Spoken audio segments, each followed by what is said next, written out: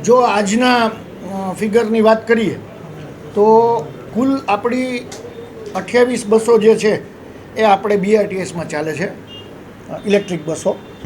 પછી 100 આપણી CNG બસ ચાલે છે અને બાકીની જે 96 છે એ ઇલેક્ટ્રિક બસ આપણા RMTSમાં ચાલે છે.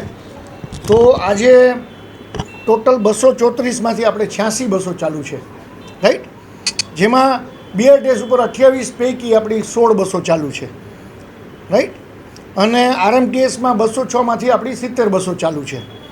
હવે ડ્રાઈવરના કારણે 70 ડ્રાઈવરો જે છે CNGના એના ડ્રાઈવરોના જે પ્રશ્ન છે, આપણે જે લોકોની સેફટીને ધ્યાને રાખી અને માનનીય કમિશનર સાહેબે જે પરિપત્ર કરવામાં આવેલ છે કે કોઈપણ ડ્રાઈવર 8 કલાકથી વધારે સરકારશ્રીના નિયમ મુજબ કામગીરી નહીં કરી શકે, તેનું ચુસ્તપણે આપણે અમલ કરી રહ્યા છીએ.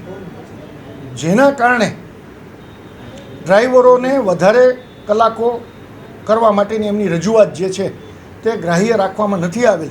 જેના કારણે CNGના 70 ડ્રાઈવરો જે છે એ બસ ઉપર ચડ્યા નથી. ટેકનિકલ ફોલ્ટને કારણે ઇલેક્ટ્રિક બસ 42 બંધ છે અને ડ્રાઈવરના ઇસ્યુને કારણે ઇલેક્ટ્રિક બસના 36 ડ્રાઈવરનો ઇસ્યુ છે. એટલે એ આપણે આ જે કોન્ટ્રાક્ટ છે એ ગ્રોસ કોસ્ટ મોડેલથી આપવામાં આવેલ છે. એટલે એ આપણો વિષય નથી. આપણે તો એજન્સીને જે કાંઈ ટેન્ડરની જોગવાઈઓ છે તે મુજબ આપણે દંડ કરવાનો થાય છે, એ આપણે કરી રહ્યા છીએ. ડેફિનેટલી રૂટને અસર થાય, પણ એજન્સીને આપણે જે છે આપણે જે ટેન્ડરમાં એમની જોડે જે એગ્રીમેન્ટ કરેલ છે એ એગ્રીમેન્ટ મુજબ આપણે એમને એશ્યોર્ડ જે 200 કિલોમીટર છે એની પેનલ્ટી આપણે કરી રહ્યા છીએ. એ અંદાજે આપણે એશ્યોર્ડ કિલોમીટર 200 કિલોમીટરની આપણે રોજ પેનલ્ટી કરીએ તો એક બસના 10,000 રૂપિયા અંદાજે થાય. એ પેનલ્ટી આપણે કરી રહ્યા છીએ. મુસાફરોને 100% આપણે પરેશાની થાય એમ છે. એના કારણે આપણે અત્યારના હાલ જો બસ બંધ કરી દઈએ અને નવી પ્રક્રિયાઓ કરીએ અથવા તો નવી એજન્સીઓ આવે એની પણ હાલ કોઈ આપણે ખાતરી ન હોય, તો જે અત્યારના આપણે મેક્સિમમ આપણે મુસાફરોને સેવાઓ આપી શકીએ, કારણ કે આ એક સેવા છે.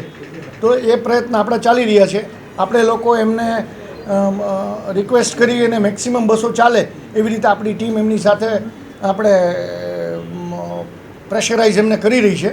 પરંતુ એક ઝાટકે આપણે એમને દૂર અથવા તો જો એમની પાસેથી કોન્ટ્રાક્ટ લઈ લેવામાં આવે અથવા તો એમને ડીબાર કરવામાં આવે તો તમામ રાજકોટની પબ્લિકને જે કંઈ આપણે સેવાઓ આપી રહ્યા છે એ એક ઝાટકે એમાં બ્રેક આવે. તો એવું આપણે કરતા નથી. આપણે એને હાલ ફાઇનાન્શિયલ જે ટેન્ડરની જોગવાઈ છે તે મુજબ આપણે દંડ કરી રહ્યા છીએ. આપણે ખાસ કરીને ધ્યાન એવું રાખી રહ્યા છીએ કે જે પેરેલલ રૂટ્સ હોય એમાં મેક્સિમમ રૂટ જે છે, સપોઝ આપણે 80 રૂટ છે તો મેક્સિમમ જે છે 40 થી 42 રૂટ જે છે એ ચાલુ રહે એવા પ્રયત્ન આપણે કરી રહ્યા છીએ.